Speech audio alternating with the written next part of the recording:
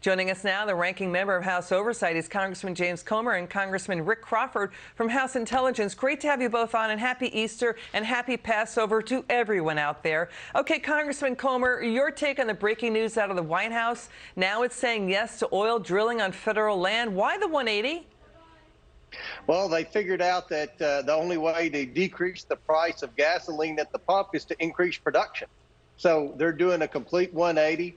Their policy up until this very moment has been to require the energy companies to cut production and to try to transfer every American to electric vehicles. Of course, we all know this wasn't possible. We've tried to tell President Biden this for weeks and weeks now. So finally, someone in his administration can either read a poll or have reached some sense of reality, and they're Seriously? going to increase production. This is so unserious, Congressman Crawford. I mean, we know Biden campaigned to end new oil and gas leasing. Let's listen to what the president said shortly after he was sworn into office. Watch. My message to those young people is you have the full capacity and power of the federal government. Your government is going to work with you. Now, today's executive order also directs the Secretary of the Interior to stop issuing new oil and gas leases on public lands and in offshore waters wherever possible. We're going to review and reset the oil and gas leasing program. Like the previous administration, we'll start to properly manage, unlike it, we're going to start to properly manage lands and waterways in ways that allow us to protect, preserve them, the full value that they provide for us for future generations. Why the sudden about face, Congressman? He destroyed thousands of jobs. You know, what is going on here? This is a very unserious crowd running the White House.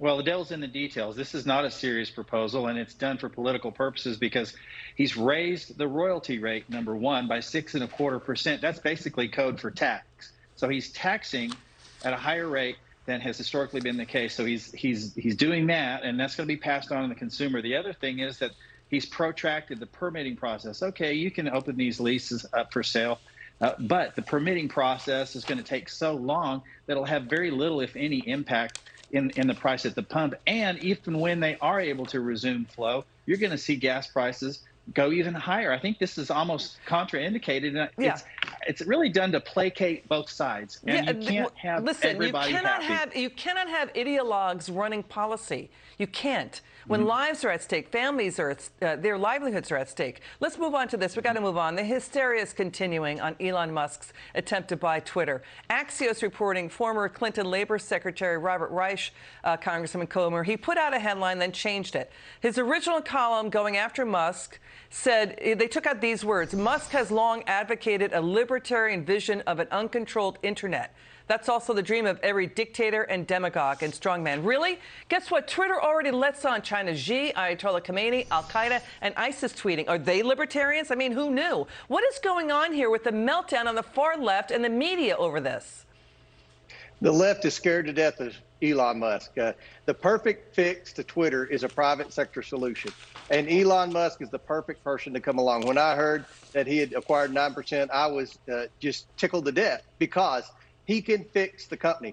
And if you're a publicly traded company, it's fair game for a private investor to come in with their own money and take over the company. But now Twitter's trying to change the rules in the middle of the game, and the left is going to go get the backs of Twitter and try to accuse Elon Musk of being a radical and someone that would hurt democracy, when in reality, he's a true champion of the free market. All right, you know, Twitter has been shutting down people, right? They've been deplatforming, Congressman Crawford. This is beyond what people think are factual errors. They've been deplatforming people they don't agree with. The debate now is the government going to go after Musk on this? I mean, Musk had to pay a $20 million SEC fine for saying he had the assets to take Tesla private in August 2018. That didn't happen. Senator Chuck Schumer, remember, Congressman Crawford, January 2017, Trump takes office. He says the intelligence community could go after Trump every 6 ways from Sunday. Are they going to do that to Musk? Because watch the media on this. Watch. I think we wanted to really have, like I said, the perception and reality that speech is as free as reasonably possible.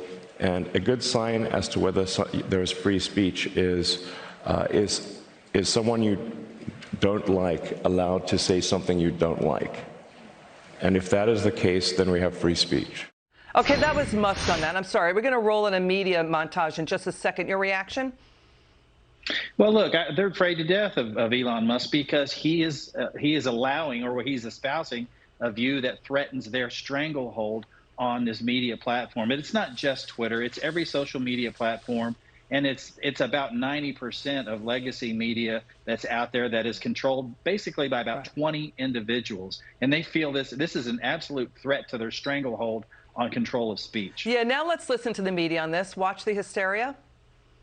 You know, it's troubling enough that private companies control these key communication platforms around the world. Maybe it's even worse to have the world's richest person trying to buy one of them and take it private. Fear not, right-wingers. Another bro-fascist is waiting in the wings to defend your right to spew bile online. I think the board has a real argument for saying, look, we've made changes to our moderation for the good of the platform, for the health and safety of our community and the country and the world.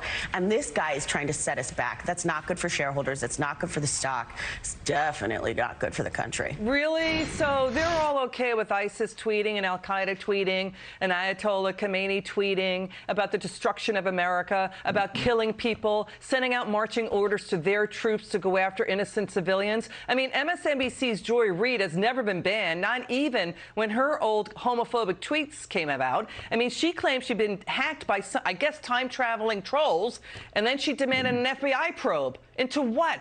You know, this is so unserious. Remember Senator Daniel Patrick Moynihan, Congressman Comer, once said, everyone is entitled to their own opinions, but not their own facts. Congressman Comer, would Senator Moynihan have been banned for that as hate speech? Well, it would depend on if they viewed him as a threat.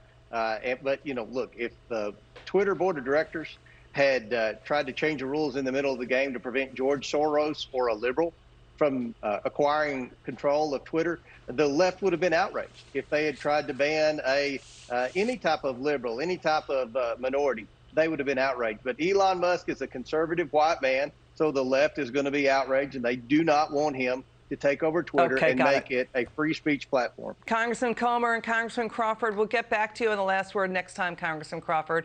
Happy Easter, happy Passover to everybody. Thank you so much for joining us.